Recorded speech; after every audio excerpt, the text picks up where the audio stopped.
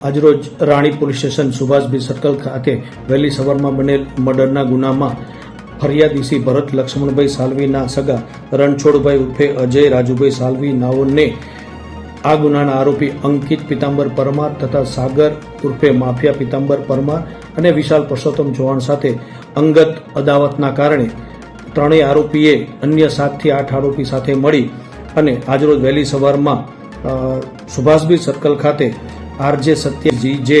3975 નંબરના મહિન્દ્રા પિકઅપ ડાલાની અંદર અન્ય 7 થી 8 આરોપી સાથે આવી તલવાર ધારિયા છરી જેવા હથિયારોની સાથે ઉપરોક્ત તમામ આરોપીએ આ કામના મરણ જનાર રણછોડભાઈ અજયભાઈ સાલવી ઉપર જીવલેણ હુમલો કરવામાં આવેલ, જેમાં તેઓનું મૃત્યુ થયેલ. ઉપરોક્ત બનાવની ગંભીરતાને સમજી મહેરબાન પોલીસ કમિશનર શ્રી તેમજ અન્ય ઉપલી અધિકારી શ્રી દ્વારા તાત્કાલિક અસરથી ગુનાના આરોપીને શોધી કાઢવા સારું અલગ અલગ 4 થી 5 ટીમો બનાવવામાં આવેલી, જે તમામ ટીમોને સીસીટીવી કેમેરા તેમજ નજર જોનાર સાક્ષીઓની પૂછપરછ અને મળી આવેલ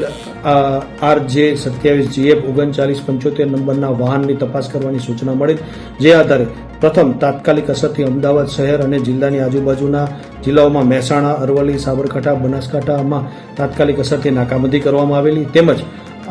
અન્ય ટોલ નાકા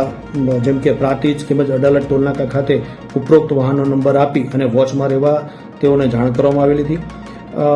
ત્યારબાદ મળેલ માહિતી અને ટેકનિકલ ઇન્ફોર્મેશનના આધારે જે વાહન ગુનામાં વપરાયેલું તે વાહન ઉદયપુરમાં પાયલ મારવાડી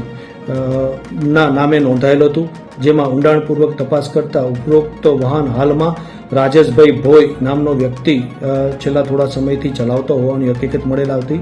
જે મળેલ હકીકતના આધારે તપાસ કરતા અને બાતમીદારો તરફથી મળેલ માહિતી અને અલગ અલગ ટીમો દ્વારા જે માહિતીઓ મળેલ હતી તેને એકત્રિત કરી અને સંકલન કરી અને ટેકનિકલ સર્વેલન્સના આધારે તપાસ કરતા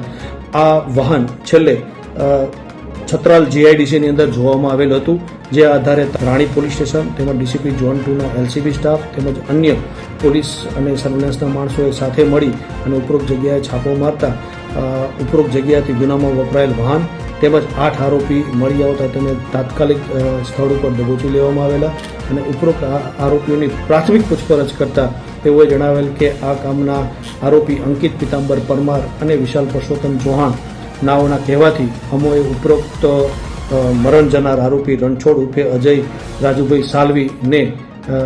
ધારદાર હથિયારોથી તેના ઉપર હુમલો કરી અને તેને ગંભીર ઇજાઓ પહોંચાડે અને ત્યારબાદ અંકિત પરસોત્તમ પરમારના કહેવાથી તેઓ ઉપરોક્ત જગ્યાએ છુપાયેલા હતા અને પોલીસની રેડમાં તેઓ પકડાઈ ગયેલ અને તમામ આરોપીને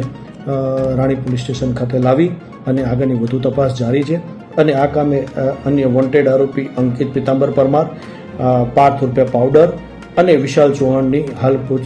તપાસ ચાલુ છે અને ટૂંક સમયમાં તેની પણ ધરપકડ કરી દેવામાં આવશે.